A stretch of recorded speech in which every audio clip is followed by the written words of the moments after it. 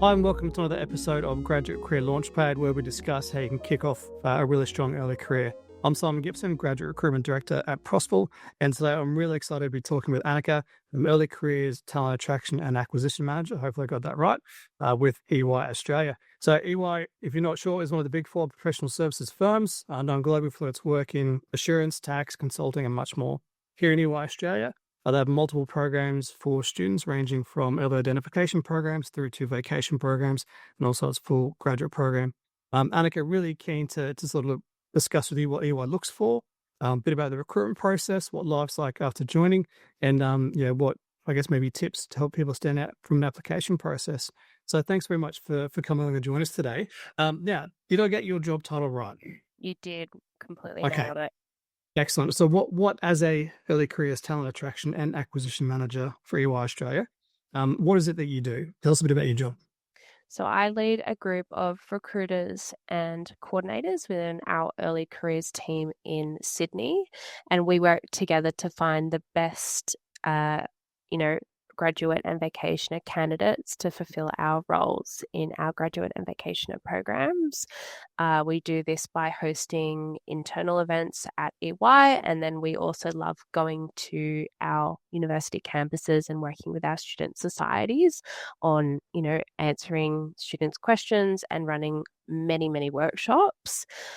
We facilitate assessment centres, but we're also a really great contact for our incoming grads and backs to answer any questions and be that source of help. And, we're always there to set you up for success.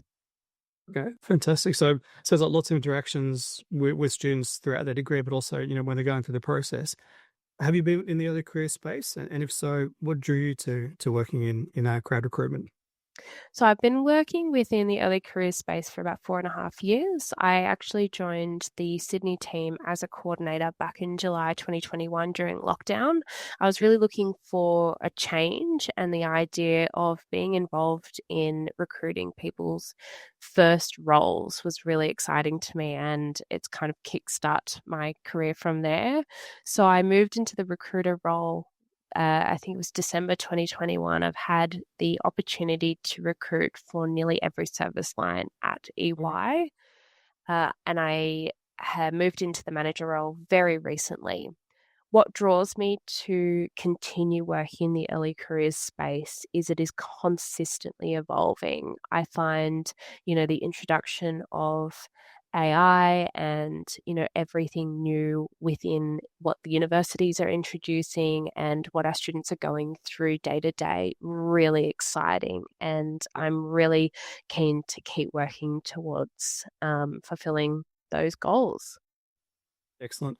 Well, I think we're definitely on the same page there. I think early careers, you either sort of come in and you can find that you stay and you're a lifer, probably like me, or somebody like, it's very intense for short periods of time throughout the year. Definitely. And some people go, okay, maybe not what they're looking for. So glad to hear you're one of us, and definitely keen. Definitely. You're a lifer already. Absolutely. Annika, I'll come back to you. You sort of comment on on AI in a little bit, but if you're talking to students, and I'm sure, when you go to careers fairs and university events, you sort of talk to this a fair bit, but what makes EY Australia a great employer, students and recent grads? I think it really comes down to three things. It's the scale, the support, and the people. So EY is a global organisation with a presence in over 150 countries with 700 offices and 400,000 people. So that kind of means that no matter what challenge you're facing, there's likely a person in the massive EY network who solved it and can help you, point you in the right direction. And whether you're joining as a vacationer or a graduate, you'll have that access to tools, learning, and flexibility to shape your own path. So you'll work on those real projects and be supported by a diverse and inclusive culture that's really genuinely interested in your growth. But what really makes EY stand out, and I can say this from personal experience, is our culture. The teaming environment here is incredible. You are surrounded by colleagues who genuinely support you, challenge you, and celebrate your wins. And it is my absolute favorite part of working at EY. That's amazing. Is that, does that support staff from day one? Yeah, as a graduate or a vacation? Absolutely. So, no matter what rank you enter, even our vacationers who can sometimes be joining us for 5 weeks, you receive a buddy and a counselor. So, a buddy is someone who has recently been in your shoes, maybe a recent graduate or someone who's maybe one rank above you, and they are there for your day to day questions. So, they'll always be at hand to help you. And your counselor is someone who will be there to personalize your career growth. So, someone who will advocate for you and be there to help you figure out your next goal and how to get there. Yeah. Okay, fantastic. You mentioned that support for vacations. I'm going to go from my experience here that the vacation program is potentially a stepping stone into the graduate program, or a bit of a preview, if you will, for you and for them. Yep.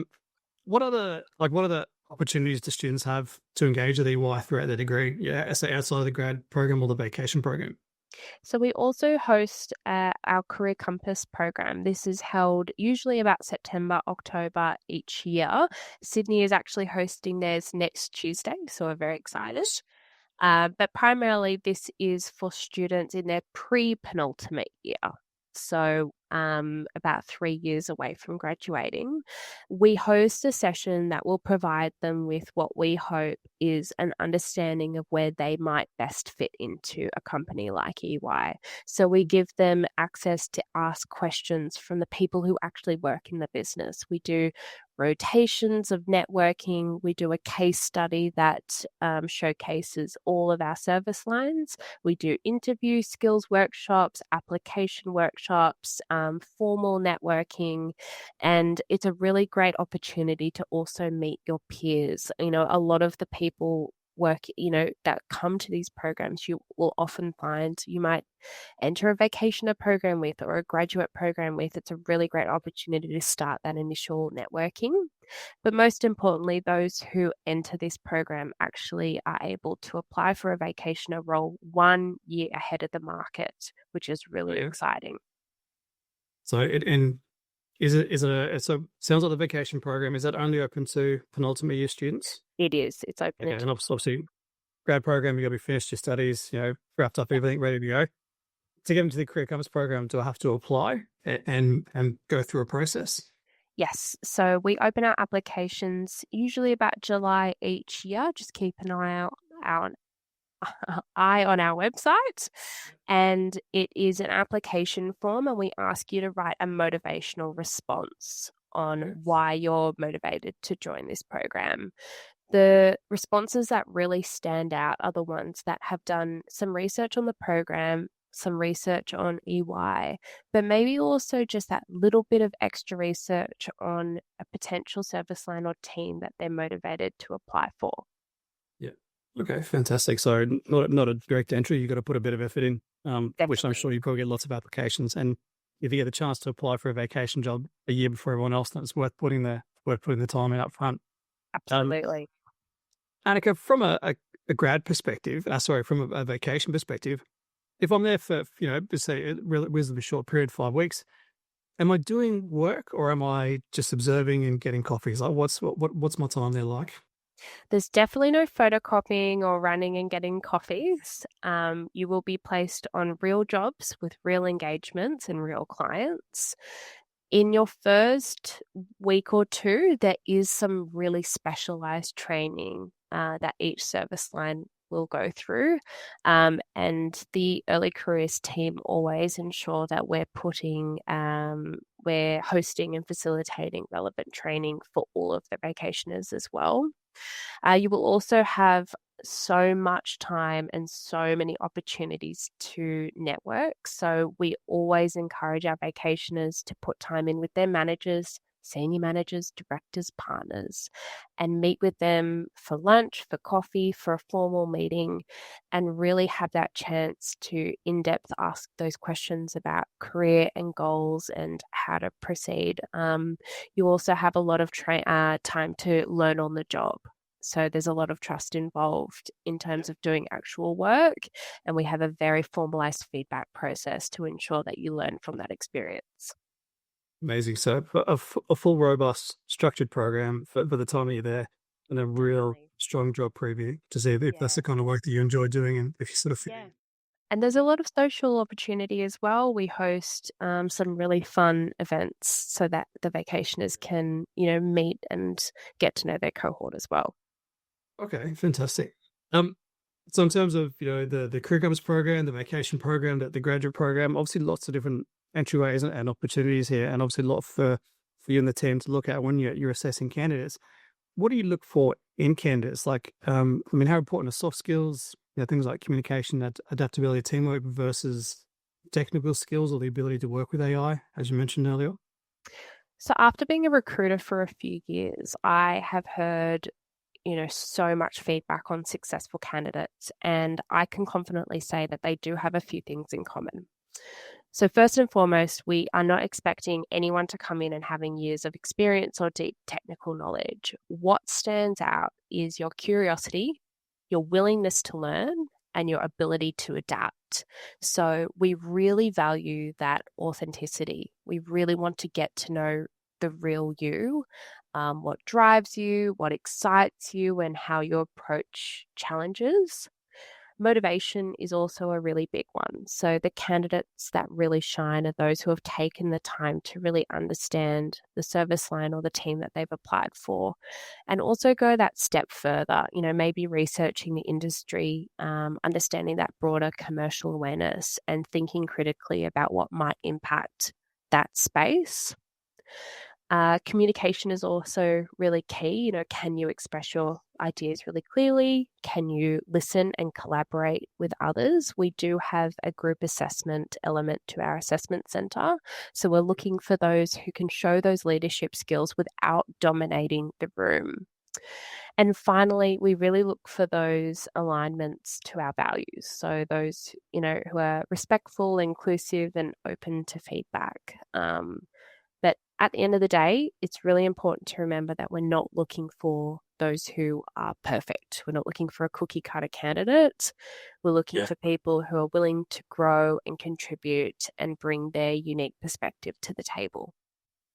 Okay. So it sounds like I'm not going to say less of the technical, but maybe less emphasis on the technical during that recruitment process, but definitely more about the teamwork, collaboration, communicating, being comfortable Absolutely. talking to people and putting your ideas forward. Those soft skills are so important. And I do find that the students who really put themselves out there, whether it be a student society, part-time work, volunteering, sport, any way that you can go and practice talking to people and putting yourself in that team environment is invaluable experience. Do you find it in your experience, it is easier to identify those candidates who've taken an hour, half an hour, 2 hours, whatever it might be, to do some research prior to coming in to an assessment center? Absolutely. It's very clear to our interviewers who has come in with a little bit of understanding. And a lot of this comes out when the candidates have the opportunity to ask questions. That is their chance to get to know us. You take that opportunity in an interview to ask the team questions about their work and, Yeah. what EY is like and things like that. So it's really evident in an interview who's done their research. Okay. Any red flags or anything that you would say constitute as a red flag? I think at the moment, it's probably those who come into an interview and don't prepare the individual company. When you're at graduate and a vacationer level, it is absolutely understandable that you're probably interviewing at multiple different places to find your best fit, but you cannot approach every interview the same. So you need to do individual research for each company that you apply for each team that you apply for. If you're interviewing for a audit or a consulting team at separate firms, they probably have separate values and different ideas and different work. So make sure you're doing your research on the specific company that you're interviewing for. Great advice. Thank you. Yeah. I imagine it's very competitive to get into EY, either any of the programs, career compass, vacation, or graduate. You probably receive tens of thousands of applications, obviously for a limited number of positions. Can you talk us through, Anica, a bit about the steps, from a student's perspective? What steps are involved to apply for a role? Absolutely. So at EY, we have a 5-step journey, and it all really starts with that learning. So we really encourage you to begin your application process by researching EY, like who we are, what we do and where you might fit. We have a lot of information on our student programs website about our different service lines and their different teams. The next stage is, of course, the application. So you'll head to our students page and submit your initial application. If you meet the eligibility criteria, which is outlined on our website, you will receive a short survey to submit your motivational statements and an online psychometric assessment. The assessment usually takes about an hour long, so I would always recommend setting some really good time aside to complete this in a nice and quiet environment with no distractions. From there, each recruiter will go through each application. So there's no AI involved in that, and they will submit the candidates to the team that they've applied for. Yeah. It is actually the team who will then shortlist and progress the students, a shortlist of students to the next stage. So then comes the exciting part, meeting our people. So you will then either receive an invitation to our assessment centre, which is an interview and a group assessment. The interview is about 40 to 60 minutes long, and the group assessment is 60 minutes long. And this is an opportunity to get to know us better, but also for us to get to know you better. And then finally, if it's a great match, you'll receive an offer to join us. However, it's really important to remember that we are committed to making this process inclusive. So if any students ever need any adjustments at any stage, we really encourage you to speak to your recruiter because it's our job to set you up for success. Yeah, absolutely. I think that's a really important one, which some students might sort of either don't understand the concept or struggle with disclosing. But again, my experiences around it's not designed to catch anybody out. It's make sure everyone has a fair and equitable go at going through the process, and then the companies can make adjustments if they need to. Absolutely. Yeah, it's never 100%. A problem ever. Yeah. Anica, you mentioned AI there, and so what I'm saying is that EY is not using AI as a part of the recruitment process. It is people. It's a really common question I get asked a lot, and I think there's a perception out there that students believe that basic AI is doing all the recruiting and it's not a person. And my experience has been that that's generally not the case. And other companies I speak with, it's very, very similar, that it is a human watching the video interview, marking, reviewing documentations, applications and such. On the flip side, do you see, and if you say you got written response segments as part of the application process, do you see that students use AI as a part of that? And is it, in your own opinion, can you identify those responses which have potentially been purely generated by AI or those which have had assistance versus a completely genuine response? Yeah, it's quite evident. We read, sometimes thousands of these motivational responses, and often really key phrases, key words, they come through over and over and over again. Often there will be, sometimes random capitalized letters, which ChatGPT will often pop in. And it just tells me that no one's proofread it. So no, it's absolutely evident to us. However, it's not realistic for students to not, use AI for, good purposes. So we always recommend write the motivational response yourself. And if you want it to be polished or proofread, absolutely use AI, but don't use AI to write it. The motivational response is your first impression on the team that you've applied for. They want to understand why you're interested to work with them out of all the teams that EY has. So it has to come from you. Yeah. Okay. So the message is, yes, use it, but still make sure it's an authentic response. Or, it has your spin on it, your feeling behind it, your motivations behind it. Yeah. It's more of a proofreading tool in that case than a rewriting tool. Okay, fantastic. And EY is not using AI as a part of the recruitment process for entry-level roles? Not at this stage. Yeah. Okay, fantastic. So we could fast forward, obviously there's a lot of process to go through there. very standard recruitment process. So application, write some responses, do some testing, come in for an assessment center or an interview, do the group activity. Like your comment there around, being an active participant, but not dominating the room. Because let's face it, when you're working in a team, it's about collaboration and it's about working together with the people around you, and everyone has their own strengths and abilities they can bring to those teams. We can fast forward now to someone's accepted a job. What does the onboarding and development process look like and feel like for a student or a new person joining EY? So once you receive an offer from EY, you'll be welcomed into our Keep in Touch program. And this is designed to help you feel connected and prepared before your official start date. This also involves an invitation to our post-offer party. So it's a really fun way to celebrate your offer and meet your future EY team members, whether that be future grads or VACs. And we also invite people from within the team, which is really great. You'll also be invited to join a series of online sessions and a future grad lunch at the office, which will again help you prepare for your upcoming role. There's also regular newsletters and a welcome merch pack, which we send out. Like I mentioned, every newcomer is matched with a buddy and a counsellor, so they will be in touch before your first day to welcome you to the team.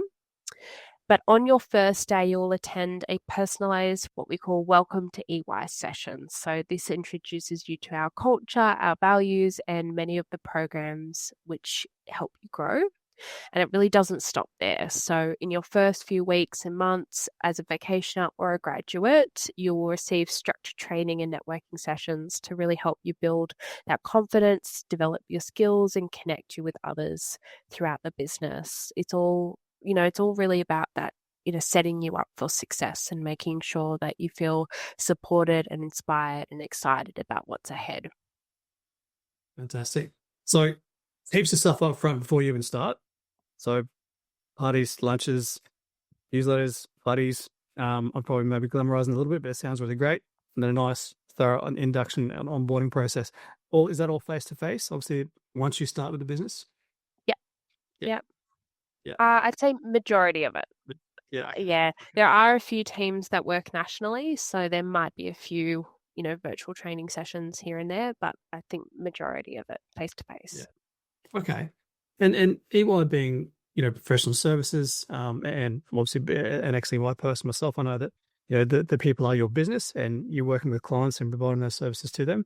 If I'm a graduate, maybe not a vacationer, but from a grad lens, how much client exposure do I get and what stage of, my career would that start happening? So we don't throw you in the deep end, but you're definitely working on real work from the get-go, just with a lot of support. So we'll never ask you to, be put in front of a client with absolutely no preparation, but we will absolutely be involved in grads in real engagements from the beginning. Yeah. Okay. And I think a lot of students, and you probably hear this, imposter syndrome. So that sort of feeling that I haven't had this experience or this exposure before, and I'm, I'm starting this job and I don't really know what I should be doing or what to do. How do you help students overcome that and have that smooth transition from student to professional? I think imposter syndrome is something that does happen a lot. However, I think one of the best parts of joining the graduate program at EY is that you join a massive cohort and you always have people, around you who are going through the same thing. There's a lot of activities and training that you're all doing together. So the ability to speak to your peers and learn from them as well is really invaluable. However, we do have a really strong learning and supportive culture at EY. So whether that be asking for a little bit more help, asking for more training, sitting down with the manager, senior manager, partner, and really trying to understand is always very welcome. So there's just so much support and so much training at EY that I really hope that our newcomers feel like they have somewhere to go. That's something there. Yeah, awesome. And if getting, say, volunteering or a particular community group or something was really important to me, are there any opportunities for me to get involved in that type of initiatives at EY?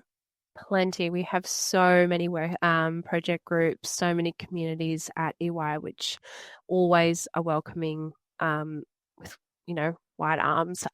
One of the recent initiatives that we have at the moment is Stride for a Cure, where we are either walking 10 or 21 kilometers for the Stride for a Cure cause. We also have our Ripples team who will always facilitate different volunteering opportunities for EY employees. So there's just so many opportunities at EY to get involved. Yeah, cool. That's awesome. And that happens either nationally or each sort of office or Yep. geographically. Yep, both. Yeah. Okay. Excellent. My last question is going to be more around, advice you will give to some students, but I just want to talk about, obviously AI, and we spoke about AI in terms of the recruitment process, in terms of students using it from an application process. We've been hearing for a while now around, AI is going to take all the jobs and et cetera, which I think we all know is probably not true. But do you feel there are sort of future-proof service lines or projects, or, is there a strong focus at EY on AI and digital transformation, that kind of stuff?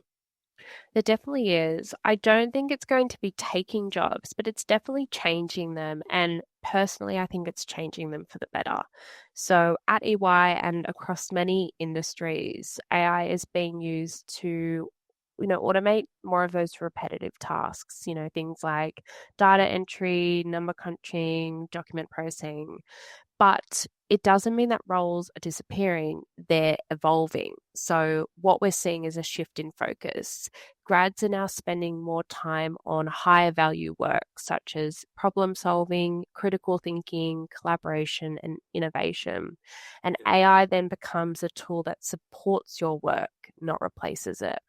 So, if you're entering the workforce, the key is really to be adaptable, be curious about how technology can be used in your field and build, the kind of human skills that AI can't replace, like empathy and creativity and even strategic thinking.